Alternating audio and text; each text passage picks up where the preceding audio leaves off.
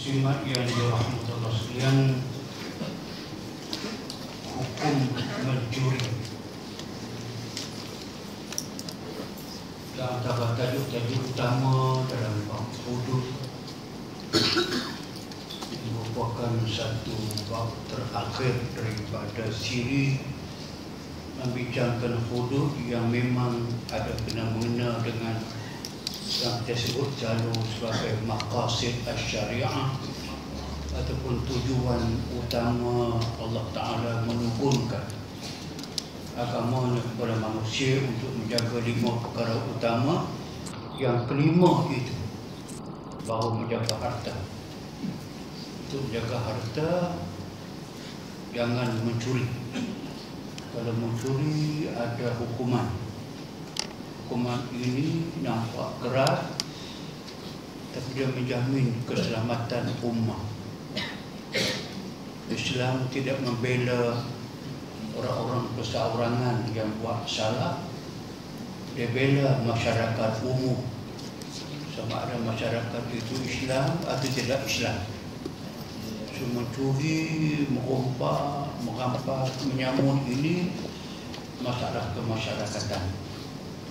Maka perlu ada hukuman yang boleh menjadi ubat kepada orang-orang yang bermasalah. Maka kita tengok dengan cermat tajuk ini, hukum mencuri. Selain untuk memelihara nyawa dan maruah, Islam juga datang untuk memelihara harta. Dan elok kita ingat selalu bahawa di antara 5 maqasid syariah itu jaga harta yang kelima, yang terakhir. Segi urutannya satu lebih utama.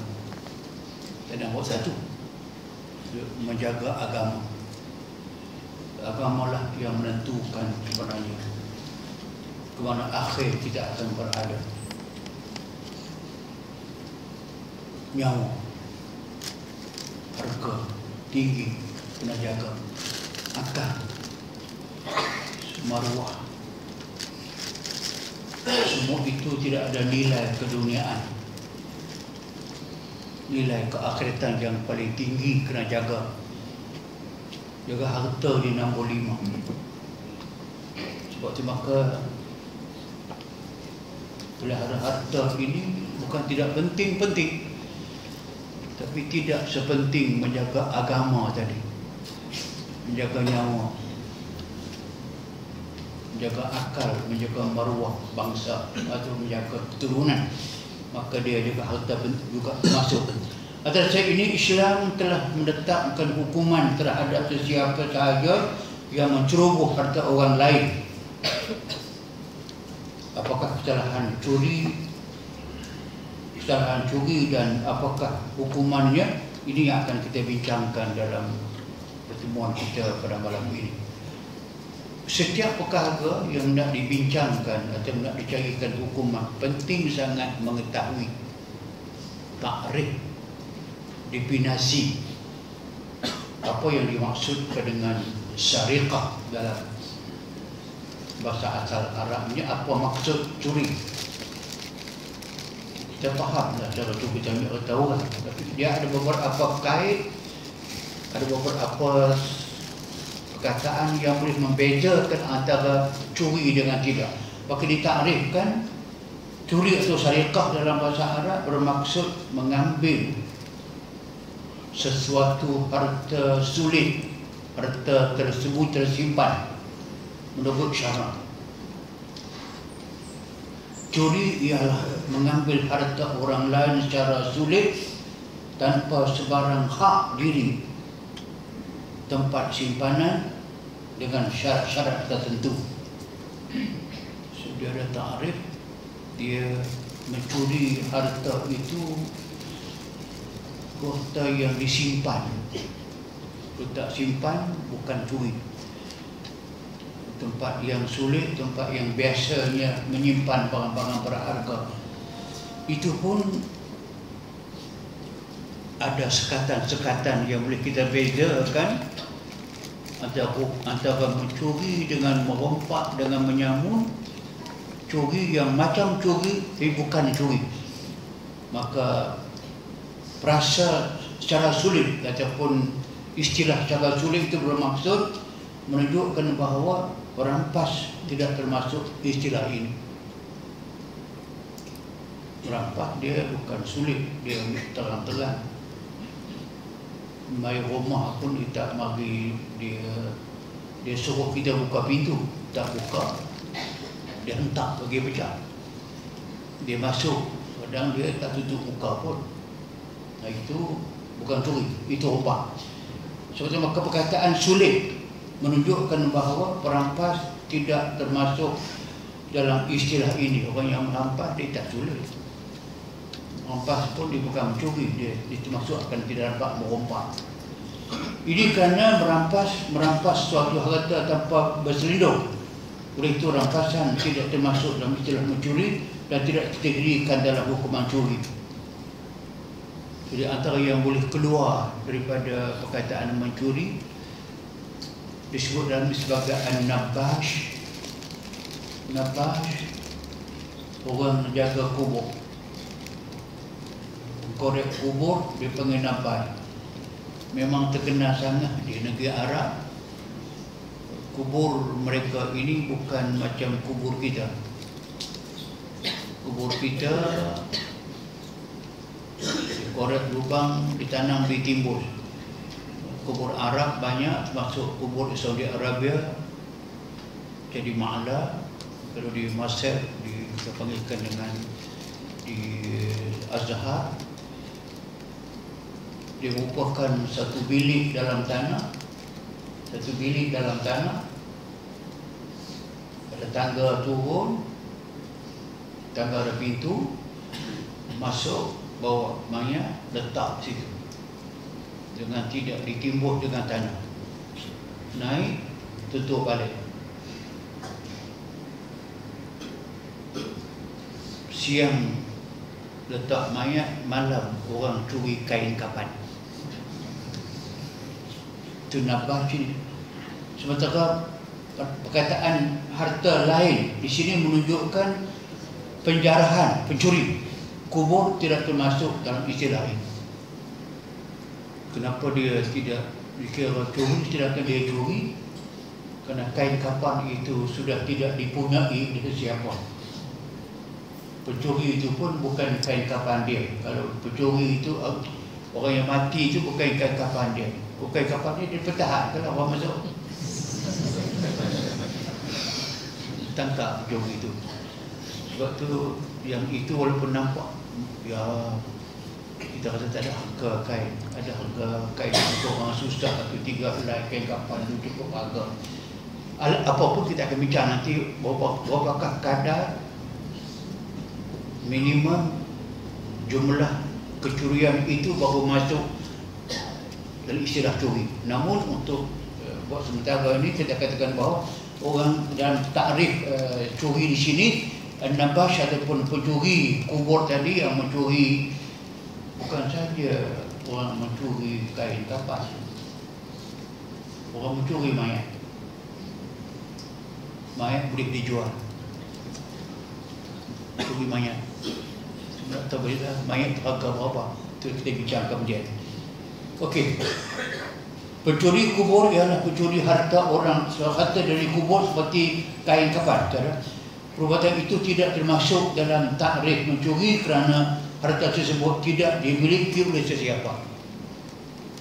Sudah senang kita faham sebab gunanya bila syarak mengkhususkan perkataan curi itu harta yang tersimpan yang sulit diambil secara tersembunyi itu untuk memberi ruang yang banyak kepada qadi dan kepada pihak pembela untuk kalau boleh melepaskan orang yang mencuri daripada hukuman potong tangan. Itu nak dicari keluar. Islam bukan datang untuk mendera, untuk mentarbiah, untuk mengajar. Sebab tu bagi dibuat takrif demikian itu untuk mengeluarkan. Kalau harta yang tinggal tengah jalan, akan kita bincang nanti. Kalau kereta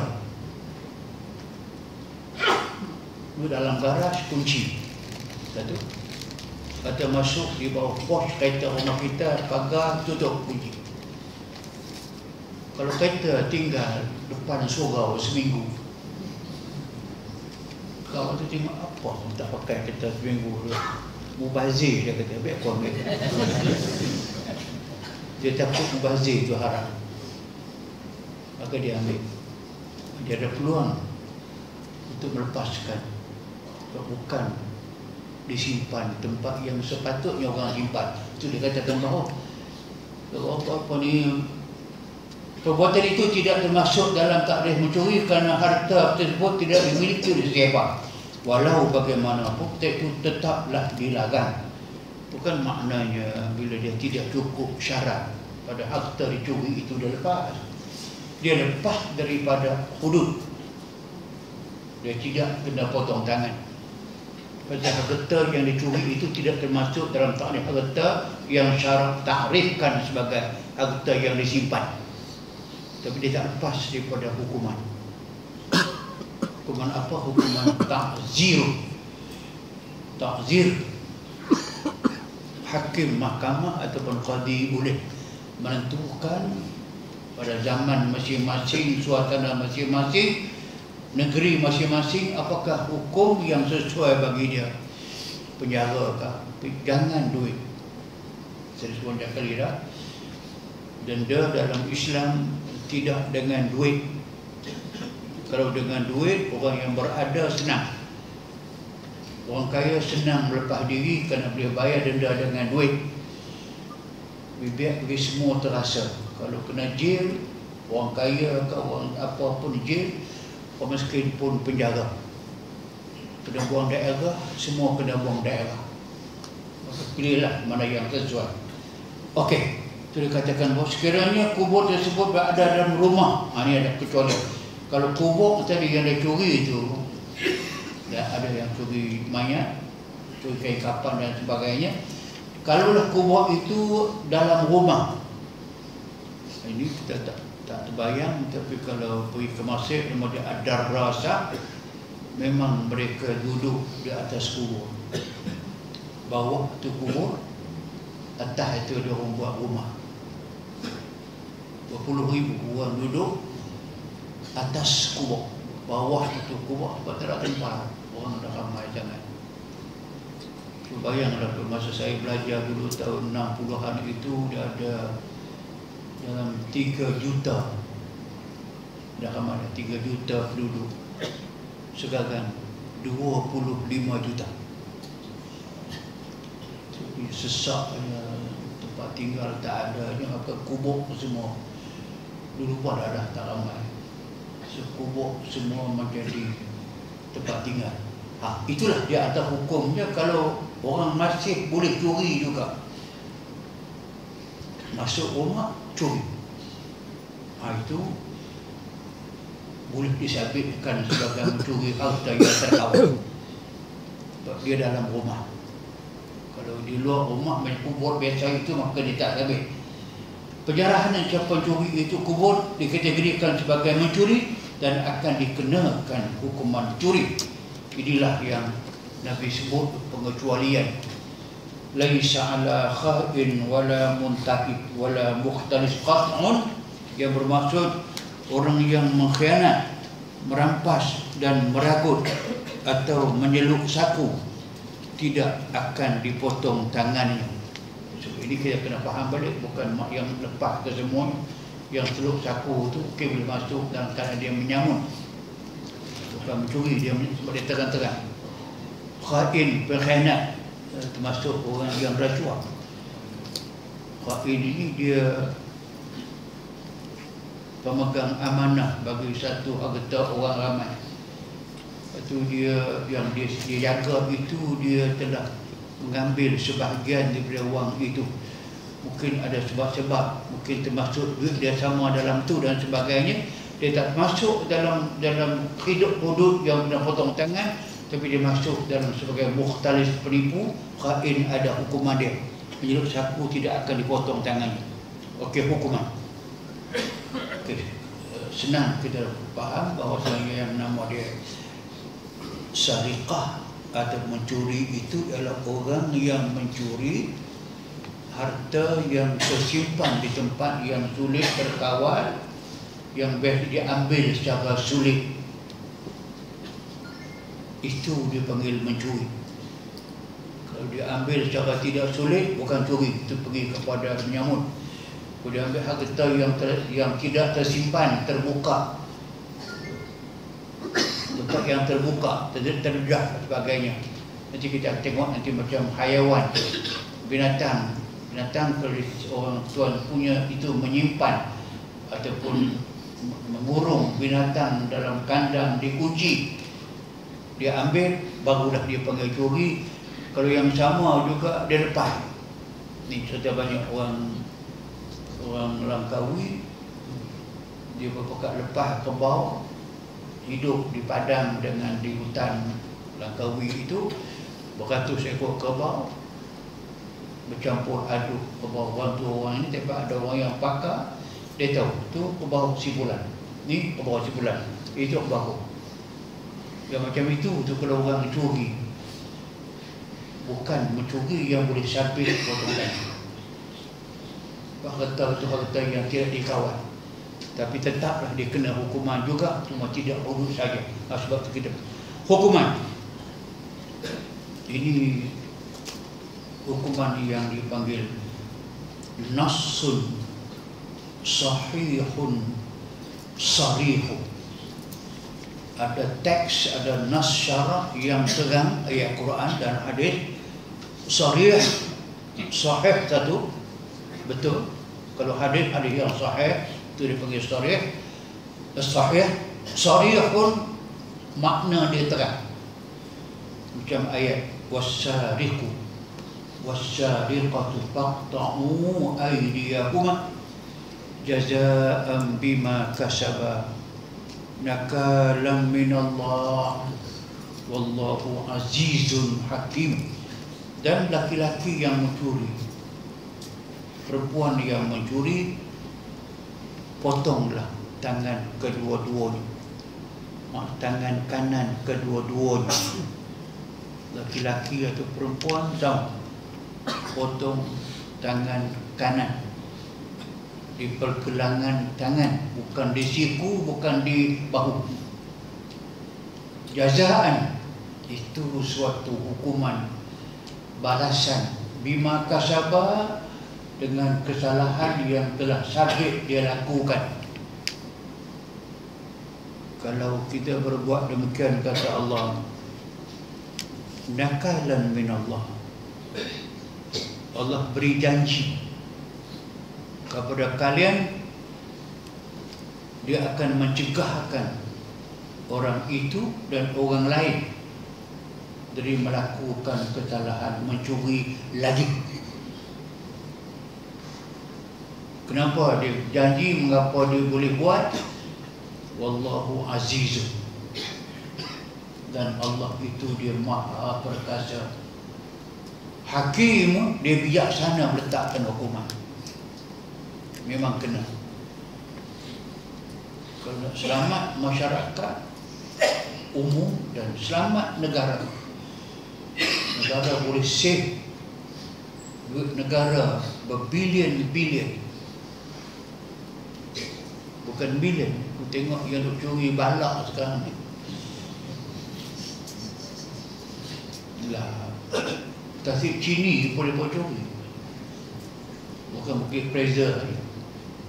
Dia tak main, dia tak curi tabur masjid tu. Balak, berapa nilai balak tu? Million. Itu yang dia katakan bahawa macam rasuah. Jadi ingat rasuah ni RM1, RM2, RM10, RM20, tak main. Rasuah million. Berapa banyak yang negara rugi tu. Tengok yang baru ni keluar tu, jabatan yang paling aktif, yang paling hebat Johan rasuah ni, immigration. Tengok bagaimana ruginya negara dan masyarakat kena tanggung daripada rasuah. yang memasukkan orang luar asing ke dalam Malaysia ini kerana untuk duit mereka dapat, dan negara menanggung, rakyat menanggung. Jenayah yang bertambah berlaku datang daripada mana, kita tahu dah. Yang tak ada kerja apa mereka buat, kita tahu dah. Itu yang meneroka segala macam jenayah berlaku.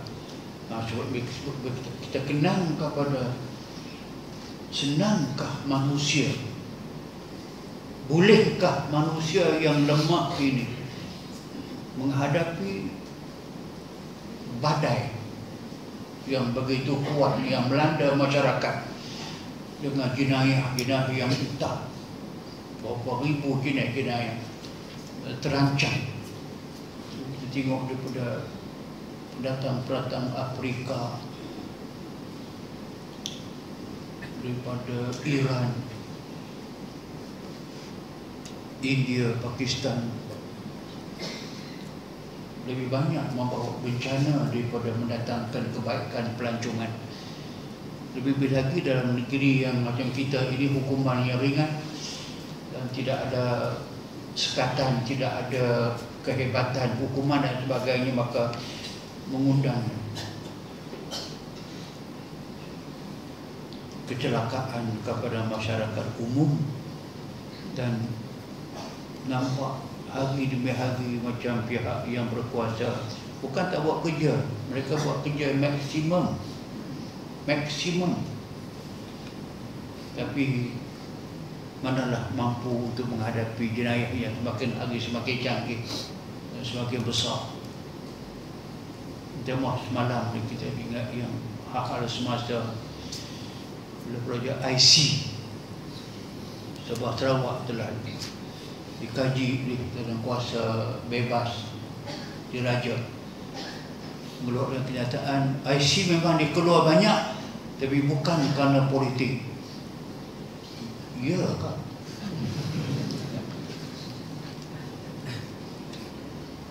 Boleh buat ratus-ratus ribu begitu. Orang politik tak ada campur tangan. Bukan kerja kecil. Melibatkan mesin yang akan mengeluarkan IC, mesin yang kena masuk, KDN kena tahu mesin apa, nak operasi tempat mana, apa yang kamu nak keluar. Takkan boleh buat sebesar begitu, boleh gadai negara. Kerjaan tak campur tangan. Betul. Tapi hati dia kata, betul kan? Ini yang kata semua ada kena-mengena dia dengan rasuah. Sabitnya itu adalah rasuah. Sama juga punca menyebabkan terdedahnya masyarakat kepada begitu mudah. Kerakyatan IC dapat begitu mudah, ratus-ratus ribu. Padahal kita tahu orang Malaysia yang duduk di Saudi Arabia tu berpuluh tahun sampai sekarang tak dapat PR, jauh sekali dengan IC ataupun kerakyatan. Yang dapat hanya dipanggilkan dengan permit belajar, permit kerja. Tak bagi dia. Brunei dekat dengan kita. Saya tahu sangatlah kawan-kawan saya kenal tu, orang Malaysia yang duduk di Brunei tu bekerja 20 tahun dah. Sampai pencen dah, minta kerakyatan. PR pun tak dapat. Dapat permit kerja. Tak bagi. Walaupun dia bukan demokrasi, tak takut undi mengalir, dia tak bagi. Macam saya katakan bahawa ada penting kita lihat, sebab ini hukum yang amat relevan. Hukuman mencuri yang dengan termasuk juga rasuah tadi itu nampak macam kencang sikit. Potong tangan. Apa pula masalah? Doktor potong kaki orang lama, tak ada masalah. Setiap hari orang kena potong kaki dah. Geng kering. Pergi mana? Potong. Siapa nak komplain? Pasal apa potong? Dia penyakit. Tak potong naik ke badan.